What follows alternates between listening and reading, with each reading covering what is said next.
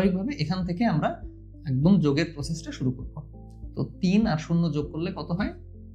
3, 1 0 1। এখানে একটা সেপারেটর থাকবে এবং আমাদের কিন্তু হাতে কিছু থাকলো না।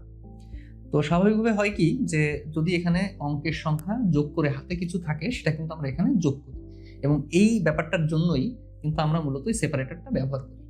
তো এখানে আমাদের হাতে কিছু নেই বলে আমরা কিছু যোগ করছি না। হাতে যদি 1 বা 2 থাকতো, আমরা কিন্তু এই অঙ্কগুলোর সাথে সেটা যোগ করে দিতাম। তো 3, আবার এখানে 1, এখানে 6, এখানে 3, এখানে পয়েন্ট, এখানে 10।